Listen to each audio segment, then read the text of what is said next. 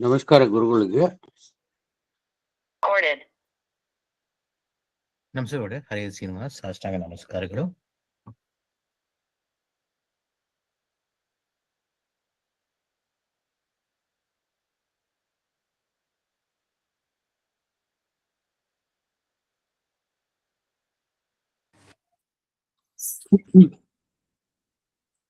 ಸುಮತಿಭಿರನುಮೇದಂ ಶುಭ್ರಕಾದಂ ಸಖಾದಂ ಸುಖಮಜಮನಪಾದಂ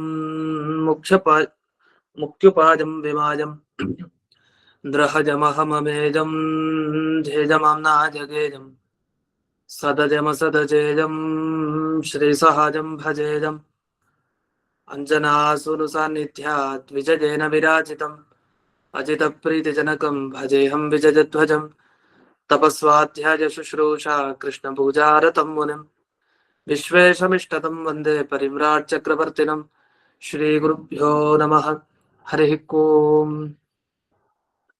ಜನ್ಮಾದ್ಯಸ್ಯ ಜತೋನ್ವಜಾದಿತರತಶ್ಚಾರ್ಥೇಷ್ವವಿಘ್ನಸ್ವರಾಟ್ ತೇನೇ ಬ್ರಹ್ಮ ಹೃದಾಯ ಆದಿಕವಜೆ ಮುಖ್ಯಂತೆ ಜಂ ಸೂರಜಃ ತೇಜೋ ವಾರಿಮೃತಾಂ ಯಥಾ ವಿನಿಮಯೋ ಯತ್ರ ತ್ರಿಸರ್ಗೋ ಮೃಷಾ ಧಾಮ್ನಾ ಸ್ವೇನ ಸದಾ ನಿರಸ್ತಕುಹಕಂ ಸತ್ಯಂ ಪರಂ ಧೀಮಹಿ. ಓಂ ಸ್ವಸ್ತ್ಯಸ್ತು ಸತಾಂ ಅಶೇಷ ಸನ್ಮಂಗಲಾನಿ ಭವಂತು. ಸಮ್ಯಕ್ ಶ್ಲೋಕೈಕ ಶ್ರವಣ ಪಠನ ಮಾತ್ರೇಣ ವಕ್ತುಶ್ಚ ಶ್ರೋತॄಣಾಂ ನಿಖಿಲ ಕಲಿಕೃತ ಕಲ್ಮಷ ಅಪನೋದನ ಪಡುತರೆ. ಶ್ರೀಮದ್ಭಾಗವತೆ ಮಹಾಪುರಾಣೆ ತೃತೀಯ ಸ್ಕಂಧೆ ಷಷ್ಠಾಧ್ಯಾಯೇ ಅದ್ಯ ಕಥಾನುವಾದೇ ಸತಿ ಕಿಂಚಿತ್ ಪೂರ್ವಕಥಾನುವಾದಃ. ಇದುವರೆಗೆ ಬ್ರಹ್ಮಾಂಡದ ಸೃಷ್ಟಿಯನ್ನ ಹೇಳ್ಬೇಕಾಗಿದೆ. ಹಿಂದಕ್ಕೆಲ್ಲ ತತ್ವಾಭಿಮಾನಿ ದೇವತೆಗಳ ಸೃಷ್ಟಿ ಅದೆಲ್ಲ ಆಯ್ತು. ಇದು ಹೊರಗಿನ ಸೃಷ್ಟಿ ಆಯ್ತು. ಈಗ ಎಲ್ಲ ಅಭಿಮಾನಿ ದೇವತೆಗಳು ಸೇರಿ ತಮ್ಮ ಕೈಲಿ ಸೃಷ್ಟಿ ಮಾಡ್ಲಿಕ್ಕೆ ಆಗಲ್ಲ ಬ್ರಹ್ಮಾಂಡವನ್ನ. ಆದ್ರಿಂದ ದೇವರೇ ಅದನ್ನ ಅನುಗ್ರಹ ಬೇಕು ಅಂತ ಹೇಳಿ ಭಗವಂತನ ಸ್ತೋತ್ರವನ್ನ ಮಾಡ್ತಾ ಇದ್ದಾರೆ. ಅದನ್ನ ಹೇಳಲಿಕ್ಕೆ ಶ್ಲೋಕ 16ನೆಯ ಶ್ಲೋಕ. ಏತೇ ದೇವಾಃ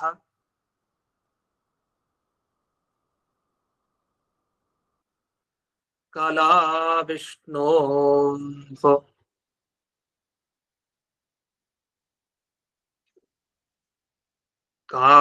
ಕಾಲಮಾಯಾಂಶ ಲಿಂಗಿನಃ ನಾನಾತ್ವಾತ್ ಸ್ವಕ್ರಿಯಾನೀಶಾಃ ಪ್ರೋಚುಃ ಪ್ರಾಂಜಲಯೋ ವಿಭುಂ.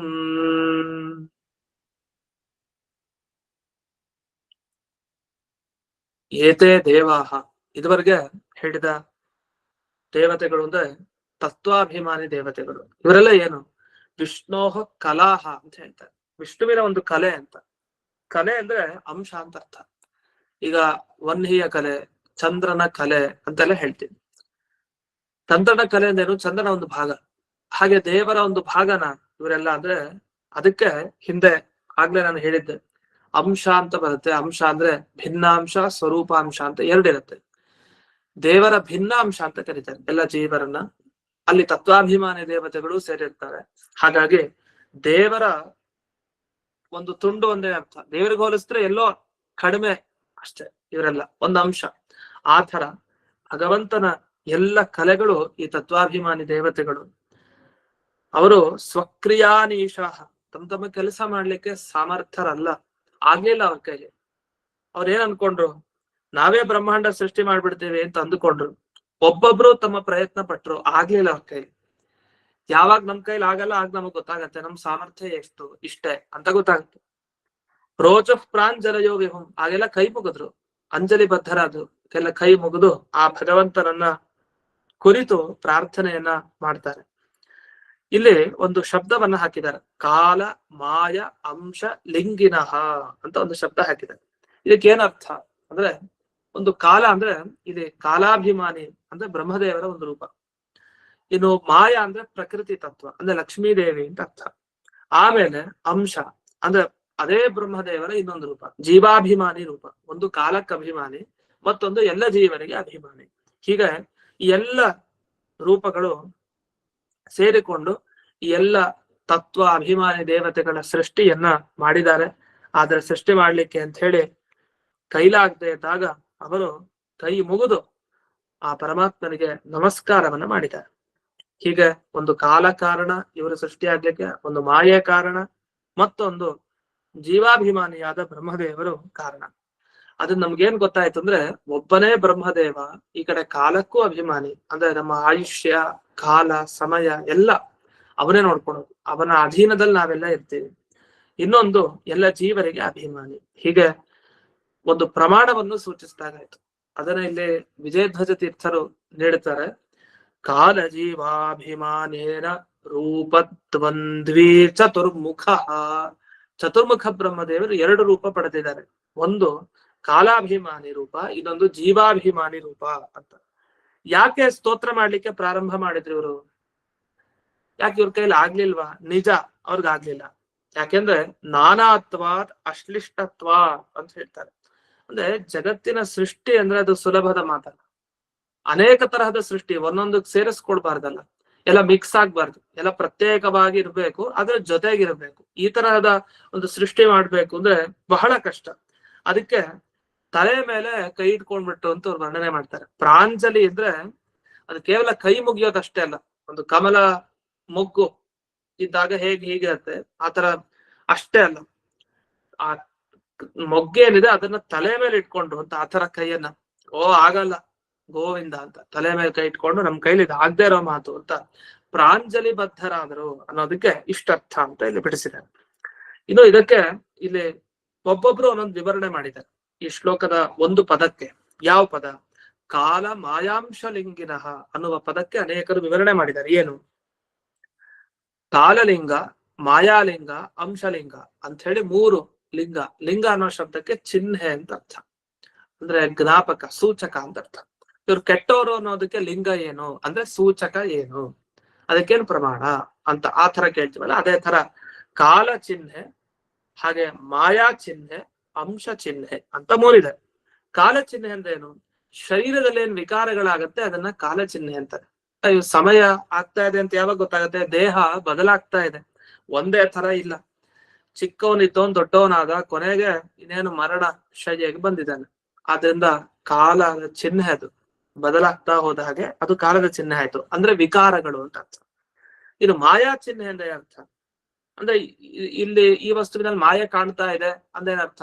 ಈಗ ನಮ್ಮಲ್ಲಿ ಮನುಷ್ಯರಲ್ಲಿ ಸತ್ವಗುಣ, ರಜೋಗುಣ, ತಮೋಗುಣಗಳಿವೆ. ಹೇಗ್ ಗೊತ್ತಾಯ್ತು? ಎಲ್ಲ ಪ್ರಕೃತಿ ತತ್ವದಲ್ಲಿ ಇರೋದು. ನಮ್ಮಲ್ಲಿ ಹೇಗೆ? ಅದರ ಕಾರ್ಯ. ಸತ್ವಗುಣ ಇದ್ರೆ ಒಳ್ಳೆ ಕೆಲಸ ಮಾಡ್ತಾ ಇರ್ತಾರೆ, ಅದನ್ನ ನೋಡಿ ಅದ್ರ ಚಿಹ್ನೆ, ಒಳ್ಳೆ ಕೆಲಸ ಮಾಡ್ತಾ ಇದ್ರೆ ಒಂದು ಸತ್ವಗುಣ ಇರುತ್ತೆ.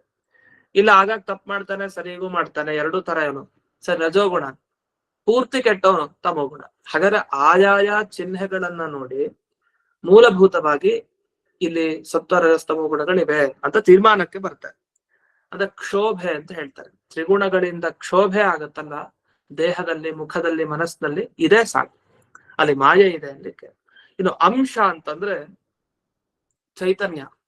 ಒಬ್ಬ ಜೀವ ಇದಾನೆ ಅಂತ ಹೇಗ್ ಗೊತ್ತಾಗತ್ತೆ? ಜ್ಞಾನ. ಜ್ಞಾನ ಇದ್ರೆ ಒಬ್ಬ ಜೀವ ಅಂತ ಗೊತ್ತಾಗತ್ತೆ. ಇಷ್ಟು ಇವರು ಕಾಲಮಾಯಾಂಶ ಲಿಂಗಿನಃ ಅನ್ನೋ ಶಬ್ದಕ್ಕೆ ಅರ್ಥ ಮಾಡಿದೆ. ನಾವು ಮೇಲ್ನೋಟಕ್ಕೆ ಇದೇನೋ ಸರಿ ಅಂತ ಅನ್ನಿಸ್ಬೋದು, ಅದು ನೋಡೋಣ ಯಾಕೆ ಸರಿ ಇಲ್ಲ ಅಂತ. ಇನ್ನು ಮುಂದಕ್ಕೆ ಇನ್ನೊಂದು ವ್ಯಾಖ್ಯಾನಕಾರರು ಬರೀತಾರೆ, ಅದು ದೇವರಿಗೆ ಇವೆಲ್ಲ ಹೇಳಿದ್ದು ಕಾಲ, ಮಾಯೆ, ಅಂಶ ಈ ಮೂರು ಇದೆಯಲ್ಲ, ಇದು ವಿಷ್ಣೋಹ ಅಂತ ಹೇಳಿದ್ದಾರೆ. ಅಂದ್ರೆ ಏತೆ ಕಲಾಹ ವಿಷ್ಣೋಹ ಅಂತ ಇದೆಯಲ್ಲ, ವಿಷ್ಣು ಹೇಗಿದ್ದಾನೆ ಅಂದ್ರೆ ಅವನು ಕಾಲ, ಮಾಯೆ, ಅಂಶ ಇದೆಲ್ಲ ಹೊಂದಿದ್ದಾನೆ. ಅಂದ್ರೆ ಅರ್ಥ ಏನು? ವಿಷ್ಣುವಿನ ಶರೀರ ಅಂತೆ. ಕಾಲ ಅಂದ್ರೇನು? ಅದು ದೇವರ ದೇಹ. ಮತ್ತೆ ಮಾಯೆ ಅದು ದೇವರ ದೇಹ. ಅಂಶ ಅಂದ್ರೆ ಅದು ದೇವರ ದೇಹ ಅಂತ. ಆದ್ರೆ ಎರಡೂ ವ್ಯಾಖ್ಯಾನ ಸರಿ ಇಲ್ಲ. ಯಾಕೆ ಎರಡು ವ್ಯಾಖ್ಯಾನ ಸರಿ ಇಲ್ಲ ಅಂದ್ರೆ, ಒಬ್ರು ಕಾಲಮಾಯಾಂಶ ಯೋಗಿನ ಅನ್ನೋದಕ್ಕೆ ವಿಷ್ಣುವಿಗೆ ಹೋಲಿಸಿದ್ರು, ವಿಷ್ಣುವಿಗೆ ಅದನ್ನ ಅನ್ವಯ ಮಾಡಿದ್ದಾರೆ, ಸಂಬಂಧ ಅಲ್ಲಿ ಅಂತ ಹೇಳಿದ್ರು. ಇನ್ನೊಬ್ರು ದೇವತೆಗಳಿಗೆ ಇವೆಲ್ಲ ಅಂತ ಹೇಳಿದ್ರು. ಇಬ್ರು ಏನ್ ಮಾಡಿದ್ರು, ಈ ಭಾಗವತ ಪದ್ಯದಲ್ಲಿ ಕಾಣೋ ಎರಡು ಶಬ್ದ ಏತೆ ದೇವಾ ಕಲಾ ವಿಷ್ಣೋ ಅಂತಿದೆ, ದೇವತೆಗಳಿಗೆಲ್ಲ ಕಾಲ ವಿಕಾರ ಇದೆ, ಮಾಯಾ ಅಂಶ ಇದೆಲ್ಲ ದೇವತೆಗಳಿಗೆ. ವಿಷ್ಣುವಿಗೆ ಅಂತ ಕೇಳೋರು. ಇದು ಎರಡು ಯಾಕೆ ವ್ಯಾಖ್ಯಾನ ಸರಿ ಇಲ್ಲ ಅಂದ್ರೆ, ಈಗ ಒಂದರ್ಥ ಏನು, ಕಾಲ ಅಂದ್ರೆ ಕಾಲದ ವಿಕಾರ ಅಂತ ಅರ್ಥ. ದೇವತೆಗಳಿಗೆ ದೇಹದಲ್ಲಿ ವಿಕಾರ ಉಂಟ? ಇಲ್ಲ. ಅವ್ರಿಗೆ ಸಾವು, ಹುಟ್ಟು, ಮುಪ್ಪುತನ, ಮುದುಕರಾದ್ರು ಹೀಗೆಲ್ಲ ಇಲ್ಲ. ಹಾಗಾದ್ರೆ ದೈಹಿಕ ವಿಕಾರ ಕಾಲಪ್ರಯುಕ್ತವಾಗಿ ಅವರಿಗಿರಲ್ಲ. ಅಂದಮೇಲೆ ಕಾಲಲಿಂಗ ಎಲ್ಲಿ ದೇವತೆಗಳಲ್ಲಿ ಅದು ಸಾಧ್ಯ ಇಲ್ಲ. ಯಾಕೆಂದ್ರೆ ಅಮರ ನಿರ್ಜರ ದೇವಾಹ ವಿಬುಧಾಹ ಸುರಾಹ ಅಂತೆಲ್ಲ ಬರುತ್ತೆ. ಅಲ್ಲಿ ನಿರ್ಜರಾಹ ಅಂತ ಒಂದು ಶಬ್ದ ಇದೆ, ದೇವತೆಗಳನ್ನ ಹೇಳುವಂತ ಶಬ್ದ. ನಿರ್ಜರ ಅಂದ್ರೆ ಜರ ಇಲ್ದೇ ಇರೋರು, ಮುಪ್ಪುತನ ಇಲ್ದೇ ಇರೋರ್ಗೆ ನಿರ್ಜರರು ಅಂತ ಕರೀತಾರೆ. ಅಮರಾಹ ಮರಣ ಇಲ್ಲದೆ ಇರೋರು ಅಮರಾಹ ಅಂತ ಸ್ಪಷ್ಟವಾಗಿದೆ. ಹಾಗಾದ್ರೆ ಅಮರರು ನಿರ್ಜರರು ಆದ ದೇವತೆಗಳು. ಹಾಗಾದ್ರೆ ಕಾಲಲಿಂಗ ಅಲ್ಲಿಲ್ಲ, ಅಂತ ಸೂಚನೆ ಅವರಲ್ಲಿಲ್ಲ. ಯಾಕೆ? ವಿಕಾರನೇ ಆಗಲ್ವಲ್ಲ. ವಿಕಾರ ಆದ್ರೆ ಇವನು ಕಾಲದ ಒಂದು ಪಾಶಕ್ಕೆ ಇದಾಗಿದ್ದಾನೆ ಅಂತ ಅರ್ಥ. ಹೇಗೆ ಒಬ್ಬ ಹುಟ್ಟಿದ್ನೋ ಹಾಗೆ ಕೊನೆವರೆಗೂ ಇದ್ದ ಅಂದ್ರೆ ಅವ್ರಿಗೆ ವಿಕಾರನೇ ಆಗ್ತಾ ಇದ್ರೆ ಕಾಲದ ವಿಕಾರ, ವಿಚಿತ್ರ ವ್ಯಕ್ತಿ ಅಂತ ಅರ್ಥ. ಆದ್ರೆ ಬೆಳಿತಾನೆ, ಮತ್ತೆ ಮಧ್ಯಮ ವಯಸ್ಸಾಗ್ತಾ ಆಗ್ತಾ ಇದೆ ಅಂತ ಕಾಲದ ಬಲದಿಂದ ಗೊತ್ತಾಗ್ತಾ ಇದೆ, ವಿಕಾರದ ಬಲದಿಂದ. ಇನ್ನು ತ್ರಿಗುಣಗಳ ಕ್ಷೋಭೆನೂ ಕೂಡ ಇಲ್ಲ ದೇವತೆಗಳಿಗೆ. ಸತ್ವಗುಣದಿಂದ, ರಜೋಗುಣ, ತಮೋಗುಣದಿಂದ ತಪ್ಪು ಕೆಲಸ ಮಾಡ್ಬಿಟ್ಟು ದೇವತೆಗಳು ತುಂಬಾ ದೈತ್ಯರಂತೆ, ಹಾಗೆಲ್ಲ ಇಲ್ಲ. ಇನ್ನು ಒಂದು ಪ್ರಶ್ನೆ ಬರ್ಬೋದು, ಅಲ್ಲ ಅವರಿಗೂ ಕೋಪ ಬರ್ಬೋದಲ್ಲ, ಅವರು ದ್ವೇಷವನ್ನ ಮಾಡ್ಬೋದಲ್ಲ, ಅದೆಲ್ಲ ಇದೆಯಲ್ವಾ ಅಂದ್ರೆ ಅದು ಪ್ರಾರಬ್ಧ ಕರ್ಮದ ವಶದಿಂದ ಅಂತ ಹೇಳ್ಬೇಕು ನೀವು ಉತ್ತರ. ಅದೆಲ್ಲ ಕಾಣ್ತಾ ಇದೆ, ಪ್ರಾರಬ್ಧ ಕರ್ಮದಿಂದ ಅದೆಲ್ಲ ಅವರು ಮಾಡ್ತಾರೆ ಅಂತ ಹೇಳ್ಬೇಕು. ಆದ್ರೆ ಅವರು ಜೀವನ್ ಮುಕ್ತರು ಹೀಗೆಲ್ಲ ಹೇಳ್ಬೇಕು. ಆದ್ರೆ ವಸ್ತುತಃ ಈ ತರದ ಎಲ್ಲ ಕಷ್ಟ ಕಲ್ಪನೆಗಳು ಯಾಕೆ? ಅದಕ್ಕೆ ಸರಿಯಾದ ಅರ್ಥವನ್ನು ಹೇಳಲಿಕ್ಕೆ ಬರ್ದೇನೆ ಹೀಗೆಲ್ಲ ಸರ್ಕಸ್ ಮಾಡ್ತಾ ಇದ್ದಾರೆ. ಸರಿ, ಇನ್ನು ಅಂಶ ಅಂತ ಬಂತು. ಅಂಶದ ಚಿಹ್ನೆ ಅಂದ್ರೇನು? ಚೈತನ್ಯ ಅಂತ ಅರ್ಥ. ಚೈತನ್ಯ ಅದ್ರಲ್ಲಿ ಅವರಲ್ಲಿ ಇದ್ದೇ ಇದೆ, ಅದನ್ನ ಹೇಳುವಂತ ಅವಶ್ಯಕತೆ ಇಲ್ಲ. ಯಾವ್ದನ್ನ ಹೇಳ್ಬೇಕು ಭಾಗವತ? ಯಾವ್ದು ಅಪರೂಪನೋ ಅದನ್ನ ಹೇಳ್ಬೇಕು, ಗೊತ್ತಿರೋ ವಿಷಯ ಯಾಕೆ ಹೇಳ್ಬೇಕು? ಅದ್ರಿಂದ ಏನಾಯ್ತು, ಇದು ಯಾವ್ದು ಸರಿ ಇಲ್ಲ ಅಂತ ಆಯ್ತು. ಅದನ್ನ ಒಬ್ಬರ ಪ್ರಕಾರ ದೇವತೆಗಳಿಗೆಲ್ಲ ಜೀವರಿಗೆಲ್ಲ ಇದೆ ಉಂಟು ಅಂತ ಹೇಳಿದ್ರಲ್ಲ, ಅದು ವ್ಯಾಖ್ಯಾನ ಸರಿ ಇಲ್ಲ. ಎರಡನೇದು, ದೇವರಿಗೆ ಇವೆಲ್ಲ ಇದೆ ಅಂತಂದ್ರೆ ದೇವರಿಗೆ ಪ್ರಾಕೃತ ಶರೀರ ಅಂತ ಒಂದಿದೆಯಾ? ಇಲ್ಲ. ನಮ್ ತರ ಶರೀರ ದೇವರಿಗಿಲ್ಲ. ಅಂದ್ಮೇಲೆ ಅದ್ರಲ್ಲಿ ವಿಕಾರ ಆಯ್ತು, ಮತ್ತೆ ಮಾಯೆ, ಅಲ್ಲಿ ಸಪ್ತರಜಸ್ತಮ ಗುಣಗಳ ಕಾರ್ಯ ನಡೆಯಿತು, ಅಂಶಗಳು, ಇದು ಯಾವ್ದು ಸರಿ ಇಲ್ಲ. ಹಾಗಾದ್ರೆ ಈ ಎರಡೂ ವ್ಯಾಖ್ಯಾನ ಸರಿ ಇಲ್ಲ ಅಂದ್ಮೇಲೆ ಹಾಗಾದ್ರೆ ನಿಮ್ಮ ಪ್ರಕಾರ ಏನ್? ಮಧ್ವಾಚಾರ್ಯರು ಇದಕ್ಕೆ ಏನ್ ವ್ಯಾಖ್ಯಾನ ಮಾಡ್ತಾರೆ ಅದನ್ನು ನಮಗ್ ತಿಳಿಸ್ಕೊಡಿ ಅಂದಾಗ ಚೆನ್ನಾಗಿ ಉತ್ತರ ಹೇಳಿದ್ದಾರೆ. ಏನ್ ಹೇಳಿದ್ರು? ಆಗ್ಲೇ ಅರ್ಥವನ್ನು ನೋಡಿದೀವಿ. ಅದೇ ಅರ್ಥ, ಕಾಲ ಮಾಯಾಂಶ ಲಿಂಗಿನಃ ಅಂತ ಬಂತಲ್ಲ, ಇದಕ್ಕೆ ಆಚಾರ್ಯ ಒಂದೇ ಪದ ಬರೀತಾರೆ. ಅಂದ್ರೆ ಎಲ್ರು ಎಷ್ಟು ಎಡವಟ್ಟು ಮಾಡಿ ಅರ್ಥ ಮಾಡಿಕೊಂಡ್ರು. ಒಬ್ರು ದೇವತೆಗಳಿಗೆ ಹಾಕಿದ್ರು, ವಿಷ್ಣುವಿಗೆ ಹಾಕಿದ್ರು, ಇಬ್ರಿಗೆ ಹಾಕಿದ್ರು. ಸಮಸ್ಯೆ ಏನು? ಇಬ್ರಲ್ಲೂ ಒಂದ ಮುಪ್ಪುತನ, ಜರ, ಮರಣಗಳಿಗೆ ಇದೆಲ್ಲ ಬರ್ತಾ ಇರ್ಬೇಕು, ವಿಕಾರ ಆಗ್ಬೇಕು, ಸತ್ವರಸ್ತುಮ ಗುಣಗಳ ಕಾರ್ಯ ನಡೀಬೇಕು, ಈ ತರ ಎಲ್ಲ ಆಗ್ಬೇಕು. ಆದ್ರೆ ಹಾಗರ್ಥ ಅಲ್ಲ. ಏತೇ ದೇವಾಹ ಕಾಲ ಮಾಯಾಂಶ ಲಿಂಗಿನಃ ಅನ್ನೋದಕ್ಕೇನರ್ಥ? ತನ್ನಿಮಿತ್ತ ಶರೀರಾಹ ಅಂದ್ರೆ ತತ್ವಾಭಿಮಾನಿ ದೇವತೆಗಳು ಶರೀರವನ್ನ ಪಡಿಬೇಕು ಅಂದ್ರೆ ಇದೆಲ್ಲ ಕಾರಣ ಆಗಿತ್ತು ಅಂತ. ಇಷ್ಟು ಕಾರಣಗಳನ್ನ ಒಳಗೊಂಡಂತೆ ಶರೀರವನ್ನ ಪಡೆದ ದೇವತೆಗಳು ಅಂತ ಅರ್ಥ. ಅದಕ್ಕೆ ಸುಲಭ ಅರ್ಥ. ಆದ್ರಿಂದ ತನ್ನಿಮಿತ್ತ ಶರೀರಾಹ ಅಂತ ಅರ್ಥವನ್ನ ಹೇಳದೆ ಕಾಲ ಮಾಯ ಅಂಶವನ್ನ ಹೇಗೇಗೋ ಆ ಲಿಂಗ ಅನ್ನೋ ಶಬ್ದ ಬೇರೆನೆ ಅರ್ಥ ಮಾಡ್ಕೊಂಡ ತಪ್ಪು. ಕಾರಣ ಪರವಾಗಿ ಅರ್ಥ ಮಾಡಿದ್ರೆ ಯಾರಿಗೆ ಲಿಂಗ ಕಾಲವು ಕಾರಣವಾಗಿದೆಯೋ, ಯಾರಿಗೆ ಮಾಯಾ ಕಾರಣ ಆಗಿದೆಯೋ, ಯಾರಿಗೆ ಅಂಶ ಕಾರಣ ಆಗಿದೆಯೋ ಅಂತಹ ದೇವತೆಗಳನ್ನ ತಗೊಳ್ಬೇಕು. ಅಂತಹ ಶರೀರ ಯಾರಿಗಿದೆ? ದೇವತೆಗಳಿಗೆ. ಯಾಕೆ ತತ್ವಾಭಿಮಾನಿ ದೇವತೆಗಳ ಶರೀರಕ್ಕೆ ಇವೆಲ್ಲ ಕಾರಣ, ಕಾಲಮಾಯ ಅಂಶಗಳು ಅಂತ ಅರ್ಥ. ಅಲ್ಲ, ಕಾಲ ಅಂದ್ರೆ ಚತುರ್ಮುಖ ಬ್ರಹ್ಮದೇವರು, ಮಾಯ ಅಂದ್ರೆ ಲಕ್ಷ್ಮೀದೇವಿ, ಅಂಶ ಅಂದ್ರೆ ಮತ್ತೆ ಬ್ರಹ್ಮದೇವರು ಅಂತ ಅರ್ಥ. ಅಲ್ಲ, ಇದು ಹೇಗೆ ರೂಪ ಎರಡಿದೆ ಅಂತ ಹೇಳಿದ್ರೆ ಚತುರ್ಮುಖ ಬ್ರಹ್ಮದೇವರಿಗೆ ಇದಕ್ಕೇನಾದ್ರೂ ಪ್ರಮಾಣ ಇದೆಯಾ ಅಂದಾಗ ಆಚಾರ್ಯರು ಪದ್ಮ ಪುರಾಣದ ಒಂದು ಮಾತನ್ನ ಉಲ್ಲೇಖ ಮಾಡ್ತಾರೆ. ಅದಾಗ್ಲೇ ನಾವು ಓದಾಯ್ತು, ಅದನ್ನ ವಿಜಯಧ್ವಜ ತೀರ್ಥರು ವ್ಯಾಖ್ಯಾನದಲ್ಲಿ ಹೇಳಿದ್ದಾರೆ. ಒಂದು, ಇಲ್ಲಿ ತಾತ್ಪರ್ಯದಲ್ಲಿ ಬಂದ ಮಾತು, ಹಿರಣ್ಯ ಗರ್ಭಸ್ಯೈವ ಕಾಲಾಭಿಮಾನಿ ಜೀವಾಭಿಮಾನಿ ಇತಿ ದ್ವಿವಿಧಂ ರೂಪ. ಹಿರಣ್ಯ ಗರ್ಭ ಅಂದ್ರೆ ಬ್ರಹ್ಮದೇವರು, ಆ ಬ್ರಹ್ಮದೇವರಿಗೆ ಎರಡು ರೂಪ, ಒಂದು ಕಾಲಾಭಿಮಾನಿ ಮತ್ತೊಂದು ಜೀವಾಭಿಮಾನಿ. ಅಂದ್ರೆ ಎಷ್ಟು ಚುಟುಕಾದ ಮಾತು, ಸುಮ್ಮನೆ ಎಳೆಯೋದಿಲ್ಲ. ಆಚಾರ್ಯರ ಗ್ರಂಥಗಳು ಅಂದ್ರೆ ಹಾಗೆ, ಏನ್ ಬೇಕೋ ವಿಷಯ, ಎಲ್ಲಿ ಸಮಸ್ಯೆ ಇದೆಯೋ ಅದಕ್ಕೆ ಸರಿಯಾದ ಪರಿಹಾರ. ಅದನ್ನ ನೂರಾರು ಬಾರಿ ಯೋಚನೆ ಮಾಡಿ ಅದನ್ನು ಹುಡುಕ್ಬೇಕು ಅಂತ ಹೊರಟ್ರು ಸಿಗಲ್ಲ ಅಂಥ ಉತ್ತರಗಳದು. ಅದನ್ನ ಒಂದೇ ಮಾತಿನಲ್ಲಿ ಇಷ್ಟೇ ಅರ್ಥ.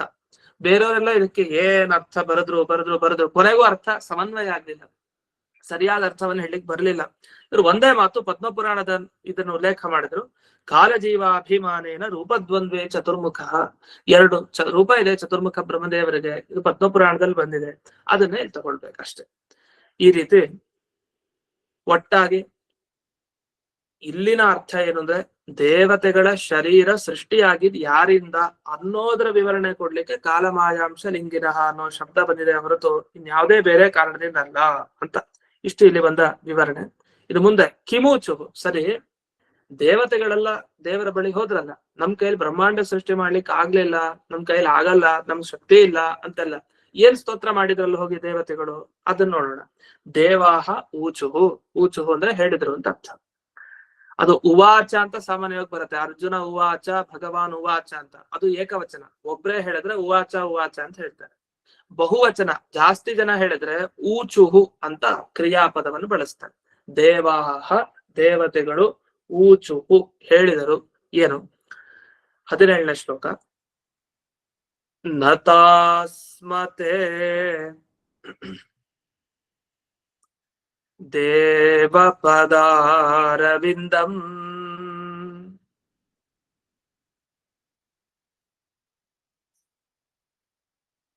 ಪ್ರಪನ್ನತಾಪೋಪ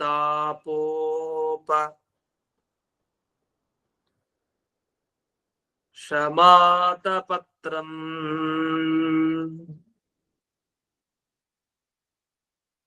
ಯನ್ಮೂಲಕೇತಾ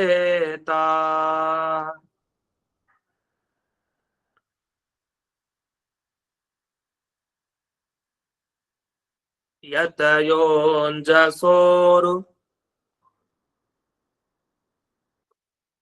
ಸಂಸಾರ ದುಃಖಂ ಬಹಿರುತ್ಕ್ಷಿಪಂತಿ.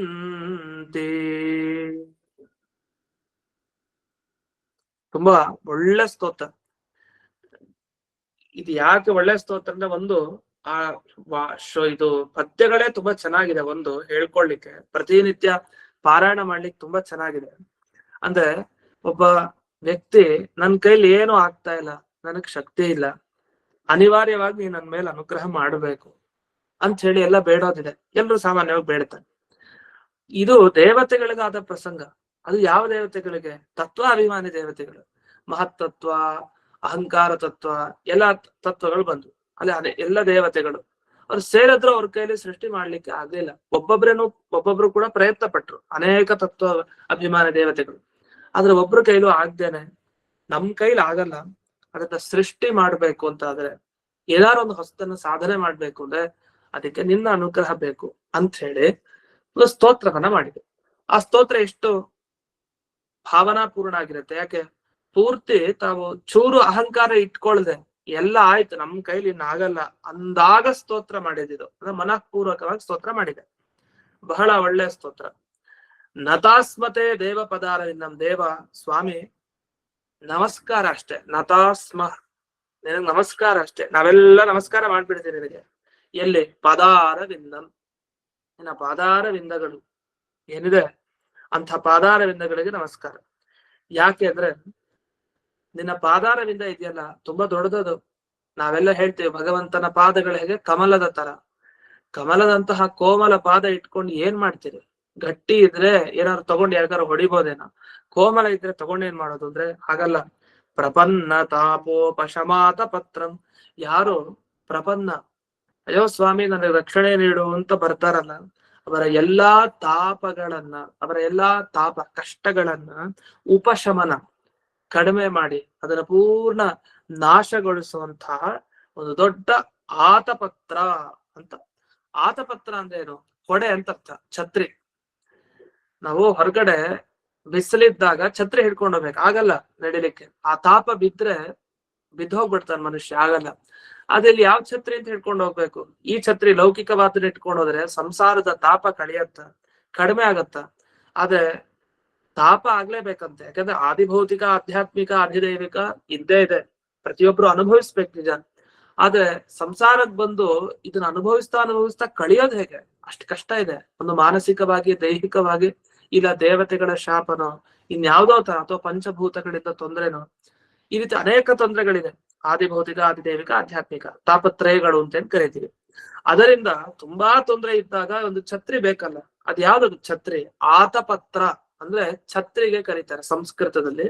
ಆತಪತ್ರ ಅಥವಾ ಛತ್ರ ಅಂತಾನೂ ಕರೀತಾರೆ, ಆತಪತ್ರ ಅಂತ. ಈಗ ಇಲ್ಲಿ ಬಂದ ಶ್ಲೋಕದಲ್ಲಿ ಯಾವ್ದು ಆತಪತ್ರ ಕೊಡೆ ಅಂದ್ರೆ ಅದಕ್ಕೆ ಹೇಳ್ತಾರೆ ಪದಾರವಿಂದ. ದೇವರ ಪಾದ ಕಮಲ ಏನಿದೆ ಅದೇ ದೊಡ್ಡ ಆತಪತ್ರ, ಕೊಡೆ. ಆ ಭಗವಂತನ ಪಾದ ಕಮಲ ಹಿಡಿದ್ರೆ ಸಾಕು, ನಮಗೆ ಬಂದ ತಾಪನೆಲ್ಲ ಅದು ತಡೆಯ ಹಿಡಿಯುತ್ತೆ. ಹೇಗೆ ಛತ್ರಿ ತಡೆ ಹಿಡಿಯುತ್ತೋ ತಾಪವನ್ನ, ಬಿಸಿಲಿನಂತನ್ನ, ಅದೇ ರೀತಿ ನಮ್ಮ ತಾಪಗಳನ್ನ ತಡೆ ಹಿಡಿಯುವಂತ ಛತ್ರಿ ಅಂದ್ರೆ ಅದು ಭಗವಂತನ ಪದಾರವಿಂದ ಅಂತ ಹೇಳ್ತಾರೆ.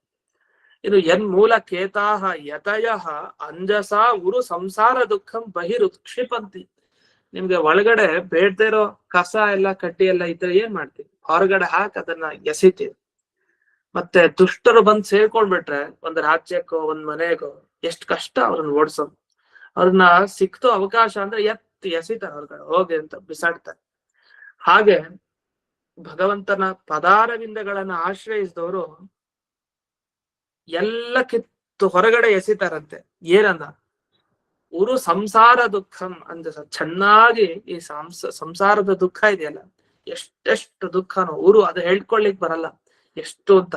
ಅಂತ ಎಲ್ಲಾ ದುಃಖ ಎಷ್ಟೆಷ್ಟು ಚೆನ್ನಾಗಿ ಹೊರಗಾಗ್ಲಿಕ್ಕೆ ಸಾಧ್ಯನೋ ಅಷ್ಟು ಚೆನ್ನಾಗಿ ಹೊರಗೆ ಹಾಕ್ಬಿಡ್ತಾನಂತ ಒಬ್ಬ ವ್ಯಕ್ತಿ. ಯಾರದು? ಸಾಮಾನ್ಯ ವ್ಯಕ್ತಿ ಅಲ್ಲ, ಯತಯ ಯತಿಗಳು, ಸನ್ಯಾಸಿಗಳು.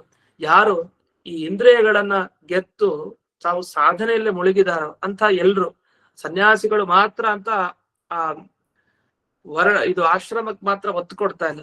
ಯಾಕಂದ್ರೆ ಯತಿಗಳು ಅನ್ನೋ ಶಬ್ದವನ್ನ ಅಷ್ಟಲ್ಲೇ ಸಂಕೋಚ ಮಾಡೋದೇನಿಲ್ಲ. ಯಾರು ಇಂದ್ರಿಯ ನಿಗ್ರಹ ಮಾಡಿರ್ತಾರೆ ಅದು ಒಂದ್ ರೀತಿ ಸನ್ಯಾಸಿಗಳ ಜೀವನ ತರ ನಡೆಸ್ತಾ ಇರ್ತಾರೆ. ಅಂತ ಎಲ್ಲಾ ಜ್ಞಾನಿಗಳು ಕೂಡ ಮೂಲ ಕೇತಾಹ ಅಂದ್ರೆ ಆ ದೇವರ ಪಾದಾರವಿಂದ ಇದೆಯಲ್ಲ ಅದೇ ಅವ್ರಿಗೆ ಮನೆ ಅಷ್ಟೇ. ಅವ್ರಿಗೆ ಇನ್ಯಾವ ಮನೆ ಅಂತಿರಲ್ಲ ಪ್ರತ್ಯೇಕ. ಎಲ್ಲಿ ಹೋದ್ರೂ ದೇವರನ್ನ ನಂಬಿ ಬದುಕ್ತಾ ಇರ್ತಾರೆ. ಯಾಕೆ ಯಾವ್ದು ಶಾಶ್ವತ ಅಲ್ಲ, ಎಲ್ಲ ಅನಿತ್ಯ ವಸ್ತು, ಇವತ್ತಿರತ್ತೆ ನಾಳೆ ಇರಲ್ಲ ಅಷ್ಟೇ. ಇಂಥ ಅನಿತ್ಯವಾದ ಸಂಸಾರದಲ್ಲಿ ಯಾವ್ದನ್ನ ನಂಬ್ಕೊಂಡು ಇದು ನಾನ್ ಗಟ್ಟಿಯಾಗಿ ಮರದ ಕೊಂಬೆನ ಹಿಡ್ಕೊಂಡಿದ್ದೀನಿ, ನಾನು ಬೀಳಲ್ಲ, ಅಯ್ಯೋ ಮರನೇ ಬಿದ್ದೋದ್ರೆ ಕೊಂಬೆನ ಹಿಡ್ಕೊಂಡಿದ್ರೆ ಅವನ್ ಬೀಳಲ್ವಾ? ಬಿದ್ದೇ ಬೀಳ್ತಾನೆ. ಹಾಗೆ ಯಾವ್ದನ್ನ ಈ ಸಂಸಾರದಲ್ಲಿ ನಂಬಬೇಕು? ಎಲ್ಲ ಅನಿತ್ಯ, ಎಲ್ಲ ಅಶಾಶ್ವತ. ಅಂತ ಈ ಸಂಸಾರದಲ್ಲಿ ಒಂದೇ ಒಂದು ಕೇತ ಅಂದ್ರೆ ಮನೆ ಅಂತ ಅರ್ಥ. ಯಾವ್ದಾ ಮನೆ? ಭಗವಂತನ ಪಾದ ಮೂಲ ಇದೆಯಲ್ಲ ಅದೇ ಮನೆ. ಅದನ್ನ ನಂಬಿಕೊಂಡು ಯತಿಗಳೆಲ್ಲ ತಮ್ಮ ಎಲ್ಲ ಸಂಸಾರ ದುಃಖವನ್ನ ಹೊರಗೆ ಹಾಕೊಂಡಿದ್ದಾರೆ. ಅಂಥ ಸಂಸಾರ ದುಃಖವನ್ನ ಕಳೆಯುವಂತ ನಿನ್ನ ಪಾದಾರವಿಂದಗಳಿಗೆ ನತಾಸ್ಮಃ ಬಂದು ಶರಣಾಗತರಾಗ್ಬಿಡಿದ್ವಿ, ಅನುಗ್ರಹಿಸುವಂತ. ಇಲ್ಲಿ ಆತಪತ್ರ ಅಂತ ಒಂದು ಶಬ್ದ ಬಂತು. ಇದಕ್ಕೆ ಯಾಕೆ ಆ ಛತ್ರಕ್ಕೆ ಅಥವಾ ಛತ್ರಿ ಅಂತ ನಾವೇನ್ ಕನ್ನಡದಲ್ಲಿ ಕರಿತೀವಿ, ಅದಕ್ಕೆ ಯಾಕೆ ಆತಪತ್ರ ಅಂತ ಕರೀತಾರೆ ಅಂದ್ರೆ ವಿಜಯಧ್ವಜ ತೀರ್ಥರು ಅದಕ್ಕೆ ವಿವರಣೆ ಮಾಡ್ತಾರೆ. ಆತಪತ್ರಂ ನಮಕಿಂ ಅಂದ್ರೆ ಆತಪಾತ ತ್ರಾಯತೆ ಇತಿ ಆತಪತ್ರಂ. ಈ ಗಾಯತ್ರಿ ಮಂತ್ರ ಅಂತ ಹೇಳ್ತೀವಲ್ಲ, ಗಾಯತ್ರಿ ಅದು ಗಾಯತ್ರಿ ಆಗಿದೆ ಅಷ್ಟೇ. ಗಾಯತ್ರಿ ಅಂದ್ರೆ ಏನರ್ಥ? ಯಾವ ಮಂತ್ರವನ್ನ ಗಾನ ಮಾಡಿದ್ರೆ, ಗಾನ ಅಂದ್ರೆ ಹಾಡೋ ರೂಪದಲ್ಲಿ ಹೇಳೋದು ಅಂತಾನೆ ಅಲ್ಲ, ಅರ್ಥ ಅನುಸಂಧಾನ ಪೂರ್ವಕವಾಗಿ ಶಬ್ದವನ್ನ ಹೇಳಿದ್ರೆ ಅಂದ್ರೆ ರಕ್ಷಣೆ ಮಾಡತ್ತೋ ಅದನ್ನ ಗಾಯತ್ರಿ ಮಂತ್ರ ಅಂತ ಕರೀತಾರೆ. ಹಾಗೆ ಆತಪ ಅಂತ ಬಿಡಿಸ್ಕೊಬೇಕು. ಆತಪ ಅಂತ ಒಂದು ಶಬ್ದ, ಅಂತ ಇನ್ನೊಂದು ಸೇರಿಸಿ ಆತಪತ್ರ. ಅದು ಆತಪತ್ರ ಅಂತ ನಮಗ್ ಸಾಮಾನ್ಯವಾಗಿ ಎಲೆ ಅನ್ನೋ ಅರ್ಥದಲ್ಲಿ ಪತ್ರಕ್ಕೆ ಹೋಗ್ಬಿಡ್ತೀವಿ. ಆದ್ರೆ ಆತಪತ್ರ ಅಂತ ಹೇಳ್ಬೇಕು. ಆತಪ ಅಂದ್ರೇನು? ಬಿಸಿಲು ಅಂತ ಅರ್ಥ.